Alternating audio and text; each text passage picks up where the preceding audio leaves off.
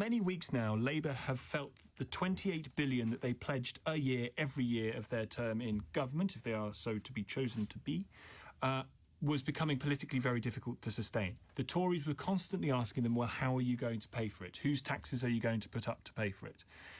And it was always going to be the case, I'm afraid, that Labour walked back that pledge to commit to £28 billion a year, first to being a pledge that said, well, maybe through the midway part of the Parliament, and now it seems that they are going to drop talk of £28 billion altogether. Is this the necessary pragmatism of a party preparing for government? Is it the same old politics promising but never delivering? Are you disappointed that Labour have dropped talk of £28 billion, or do you not think it matters? Dale Vince is founder of Ecotricity, chairman of Forest Green Rovers, and a Labour donor. I think this 28 billion has become a bit of a kind of political football in a way, and a kind of, a weight around Labour's neck. It comes from the Climate Change Committee originally saying that's the sum we need to spend to get to net zero over a long period of time, and Labour kind of adopting that. More recently, they've said, well, look, the economy's in a pretty dire situation and we don't know what we'll inherit, so we can't commit to it. And I think that lack of commitment has just been kind of increasing over the last few weeks, I would say. And I understand it. I think the 28 billion is a very arbitrary number, actually. It's based on the best work of the Climate Change Committee, but a lot of things change anyway. And there are a lot of things we can do in the green economy that don't need money. So I'm not awfully upset about this toing and froing on 28 billion. Will it be this much? Will it be that much? Will it be starting lower and ending the first term of Parliament higher? All that kind of stuff. I think, it's just become a bit of a political football, and it's distracting from the real issues, right? Do you think it's a shame that it's become a political football, that it has now clearly become so politically salient that Labour have felt that it's too politically dangerous to go into an election with this number front and centre? I think that is a shame, absolutely.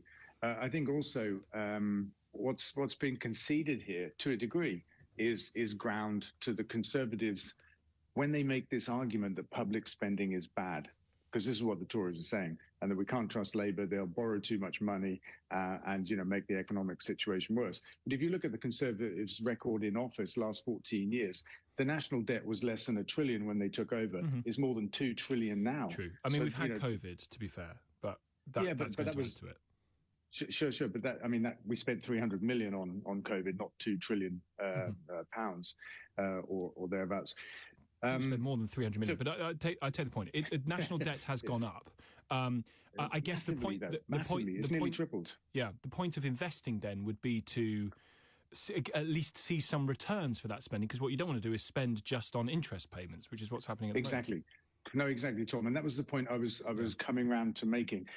Borrowing to invest is not a bad thing. It's the lifeblood of business. And if you don't borrow to invest, you don't grow as a company, you get overtaken and fall behind and that kind of stuff. That's happening to our economy because the Tories have this philosophy of having a small state that, doesn't borrow money, that doesn't invest in infrastructure. It allows private markets to do that. And that's a failed philosophy. So I think Labour need to regain the initiative in this discussion, this debate, and point out that investment for growth is a good thing, because take, for example, renewable energy. If we borrow to invest in renewable energy, those projects pay off their own debt, pay off their own interest, and make money for the public.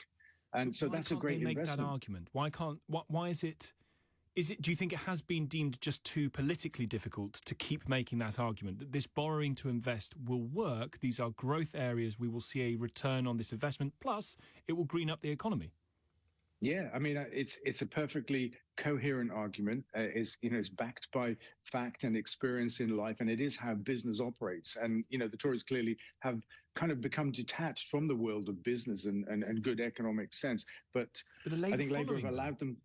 Sorry? Yes, unfortunately. To a degree, not following them so much. I think they've failed to challenge them on this issue, and they really need to. I hope that they will, because it's counterfactual to say that, as a country, we can't afford to invest and we shouldn't borrow to invest. That's just wrong. You're a businessman. Obviously, you have lots of businesses. You're founder of Ecotricity, chairman of Forest Green Rovers. Labour are putting themselves forward as the party of business. What about what they're saying that they would do for business persuade you that they're right? Well, I think the pursuit generally of the green economy is right. I mean, this is the new industrial revolution, the next one. That's where all the opportunities are in terms of sustainable economic growth, new jobs, and that kind of stuff, and being more self-sufficient and sustainable as a country ourselves as well, for example, in the terms of energy. So I think that general approach is the right thing. I think recently they committed to corporation tax not going above 25%. I think I saw that yesterday.